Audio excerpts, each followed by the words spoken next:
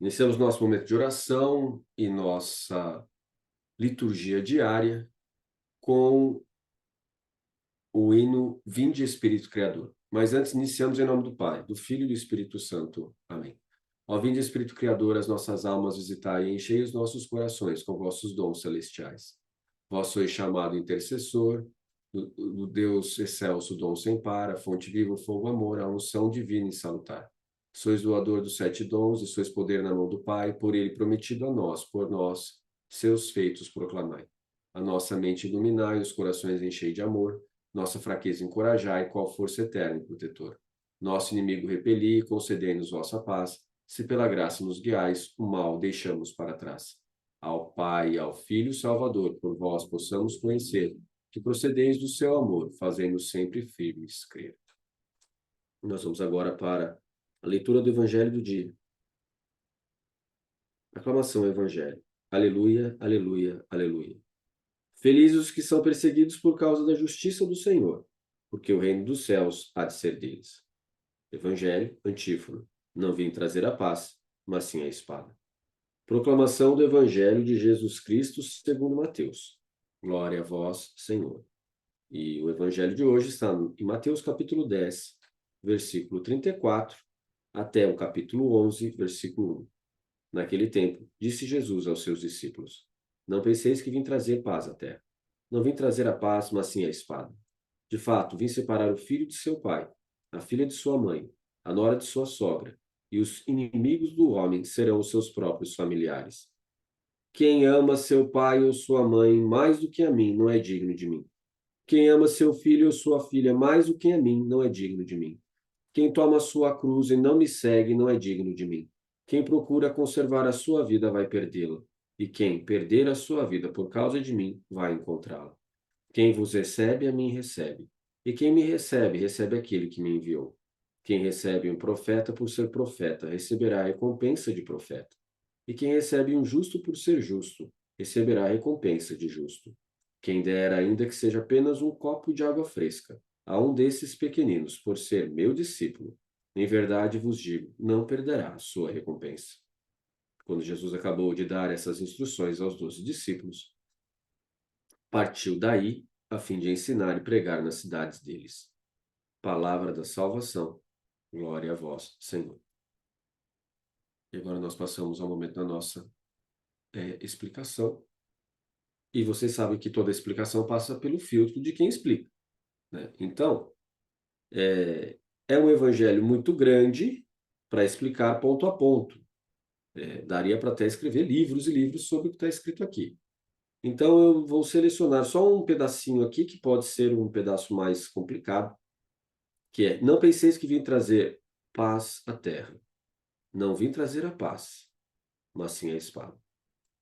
E a gente não entende muito bem isso, na verdade, porque a gente diz que Jesus, de acordo com o profeta Isaías, e no profeta Isaías nós temos fases, né? Nós temos Isaías 1, Isaías 2, Isaías 3.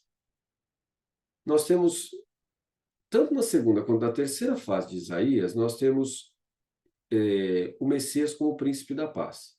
Particularmente quando o povo judeu volta do exílio, da Babilônia, e nós temos ali uma cobrança de impostos elevadíssima contra o povo judeu. E aí o Isaías vê que o Messias que ele estava achando que era o Salvador, na verdade não era, era só alguém que era também mais um poder humano que estava ali cobrando imposto de todo mundo, colocando todo mundo na miséria. Tributos, impostos, violências, etc. E aí ele tem uma outra inspiração que a igreja atribui ao Espírito Santo, que é ver o Messias não mais como o Messias regional, o Messias político, o Messias da força do exército, o Messias da força econômica, mas o Messias príncipe da paz para o mundo todo. Imagina o nível da complexidade que é isso, né?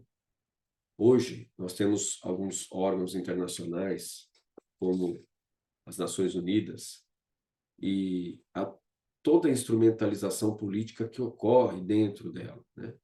E teoricamente era para a paz no mundo. Né? Atualmente a gente sabe que aquilo ali não é bem exatamente para a paz mais, mas para a paz daqueles que governam pela força econômica, pela força militar e pela força política, claro, né? E que impõe a sua cultura aos demais povos também. Então, nós temos aí essa questão da paz humana versus a paz de Cristo.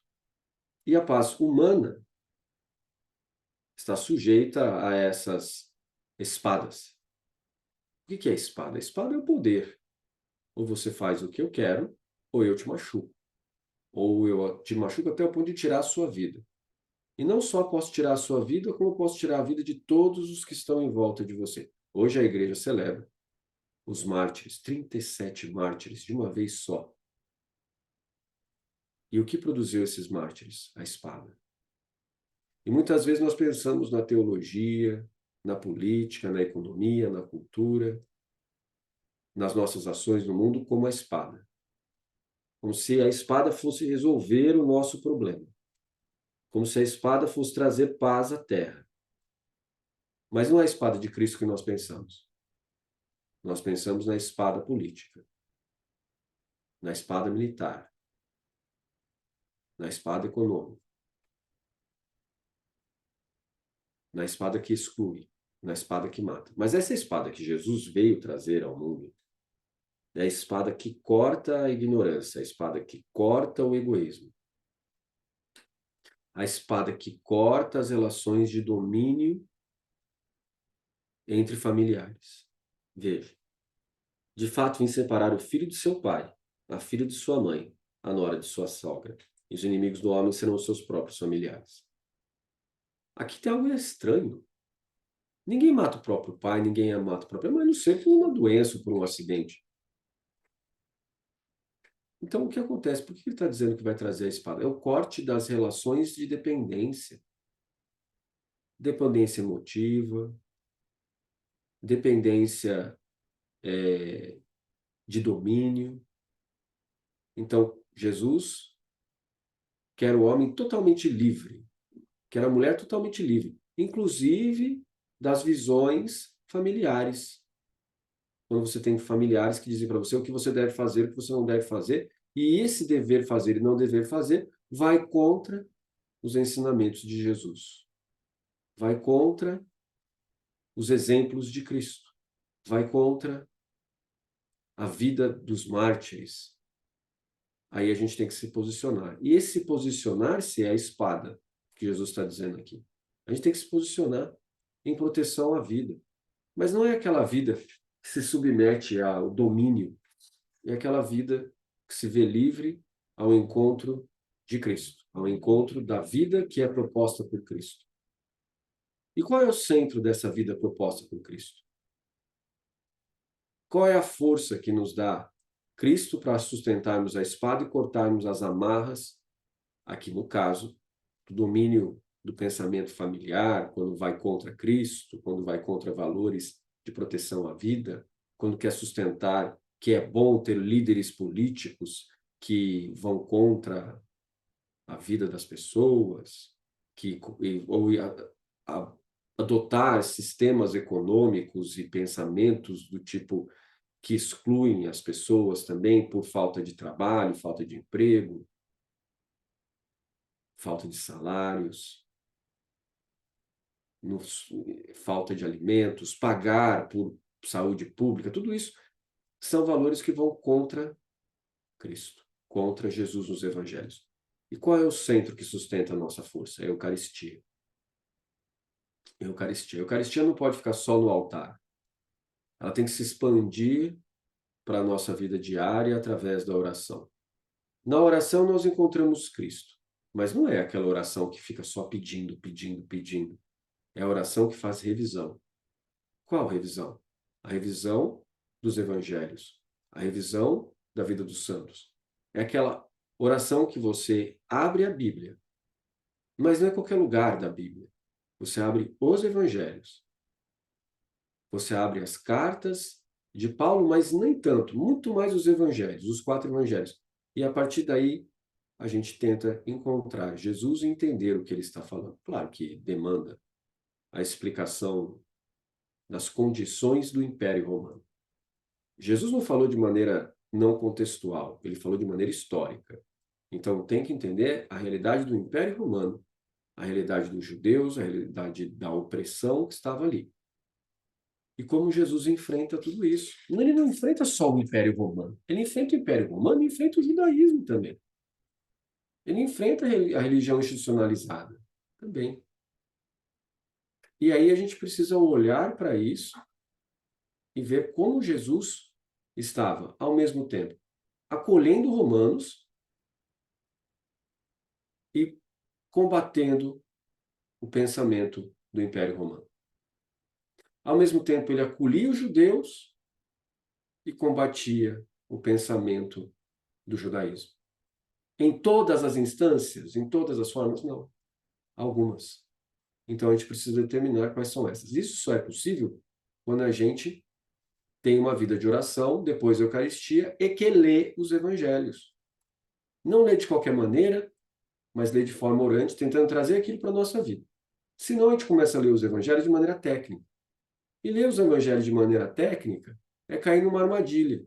Porque quando a gente tenta ler de maneira técnica, a gente tenta ler com a historiografia moderna, com os instrumentos da sociologia, da economia, da política e assim por diante, né? Das ciências sociais, ciências humanas. O problema é que os evangelhos eles não têm uma estrutura histórica social que é adequada para esse tipo de análise, sem ter muitos problemas.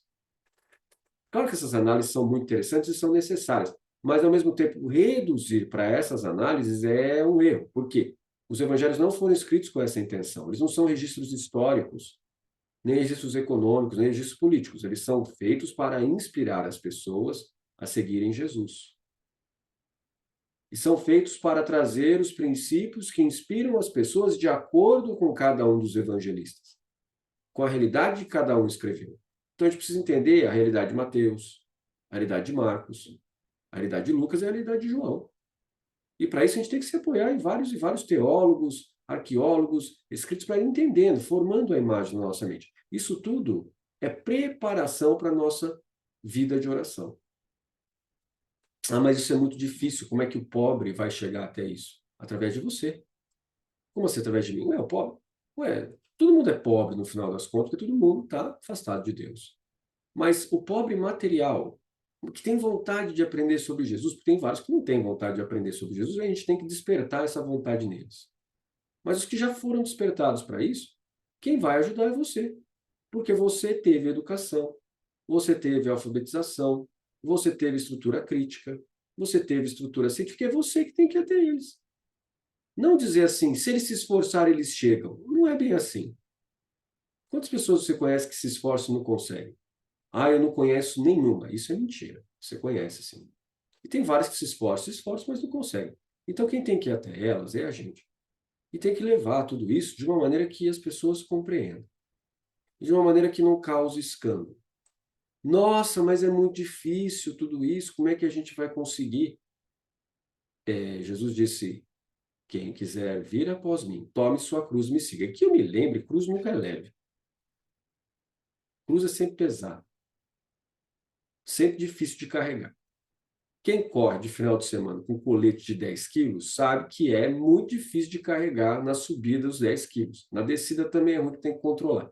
No reto é ruim. Esse é só 10 quilos. Cruz é muito mais pesado. Mas para quem, então? Eu quero conforto, quero bem-estar e etc.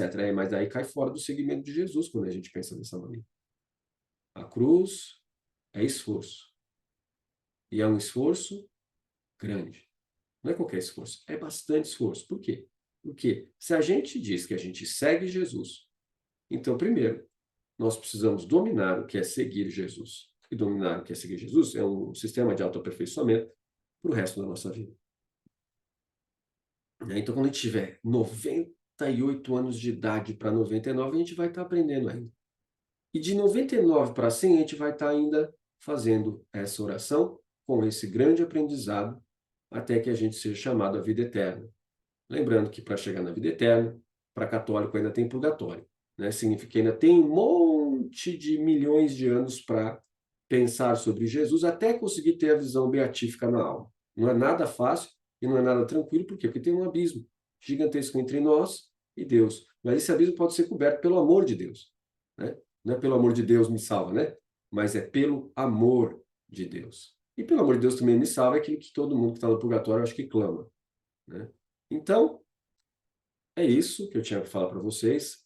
A Eucaristia, então, tem que ser continuada pela oração diária e pelo nosso aperfeiçoamento diário, para nossa entrada na sociedade, para ir até os pobres, e os pobres são todos, mas especificamente nós temos que olhar para aqueles que estão mais fracos, que estão mais debilitados, mais doentes, mais sem condições de prosseguir.